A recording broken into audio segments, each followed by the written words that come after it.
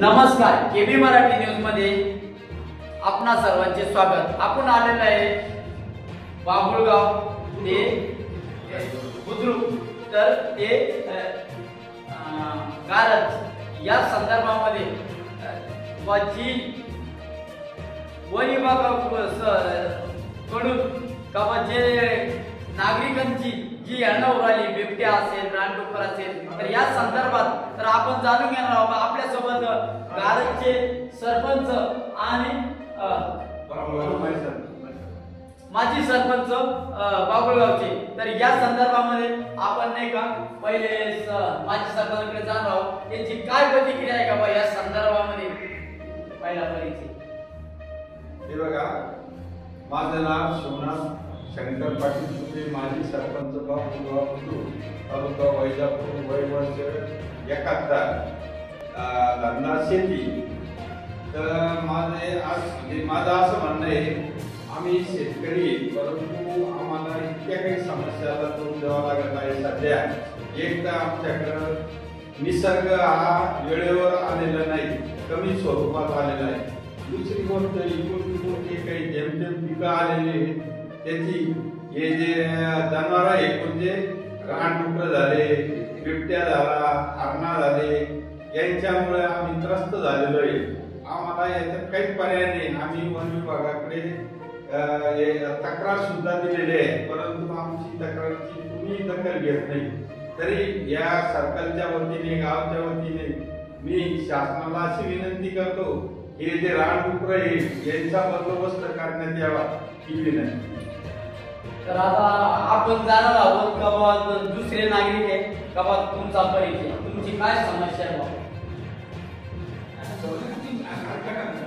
आपली समस्या आहे बाबुळगाव खुर्द सांगून तुम्ही आपण शेती बागायती साध्यात आणि या पाण्यावर निसर्गामुळे तर पीक वेळेला पाऊस पडतोय, परंतु या जनावरांमुळे एवढा काय त्रास होऊ लागलेला आहे। बिबट्याला मध्ये आमच्याकडे आमच्या पाहुण्याकडे 2 बिबट्याच्या आतापर्यंत वाचले आणि रानडुक्कर एवढं काही त्रास आहे, पण इकडून जर रानडुक्कर धरायला लोक त्यांना हे लोक दम दिवसांनी ते डुक्कर सुद्धा होऊ देत नाही। त्यामुळे या पिकाचे जे काही 25-40% पीक येत आहे, त्या पिकाला या डुक्कर आणि या बिबट्याला धाकामुळं एकही पीक सोडले गेले। सरकारने पण वन विभागाला पाचारण करून काहीतरी बंदोबस्त करावा अशी गावकऱ्याची नम्र विनंती आहे। तर आता आपण कारजचे सरपंच आहे, सरपंचांची काय प्रतिक्रिया आहे का एक आज त्यांच्या गावामध्ये एका महिलेवरती जो हल्ला झाला, का अनेक कुत्र्यावरती बी हल्ला झाला, तर या संदर्भामध्ये आपण दुसऱ्या भागामध्ये पहिला भाग घेतला होता आपण, या दुसऱ्या भागामध्ये आपण बघू शकता की स्वतः सरपंच बाबा याची काय प्रतिक्रिया या संदर्भामध्ये दुसऱ्या भागात आपला परिचय। आमच्या गावची परिस्थिती अशी आहे, गेल्या 2 वर्षापासून बिबट्याला धुमाकूळ घातलेला आहे आणि रानडुकरांनी पण धुमाकूळ घातलेला आहे। आजची परिस्थिती अशी का एक महिन्यावर हल्ला करूनही वन विभागाने आतापर्यंत काही काळजी घेतलेली नाही। तिथं कॅमेरे लावून वारंवार तो बिबट्या तिथंच असतो असं नाही, तो त्या दिवशी संध्याकाळी 9 वाजेच्या सुमारास लोक सुगर मिल या ठिकाणी दिसला, कारण बिबट्याचे प्रमाण वाढले नाही, तिथं एकच होता। दुसरीकडे लोक विकास शुगर मिल येथे 2 पिल्लं आणि 1 नरभक्षक आणि 1 मादी असे 2-4 समावेश म्हणजे बरेचसे लोकांनी बघितला। तरी वन विभागाला विनंती सरपंच या नात्याने का आमच्या नागरिकांना शेतात जायला त्रस्त झालेले, कोणी शेतात जात नाही भीतीपोटी, तरी वन विभागाने त्याची काळजी घ्यावी आणि रानडुक्कर यांचाही बंदोबस्त करावा।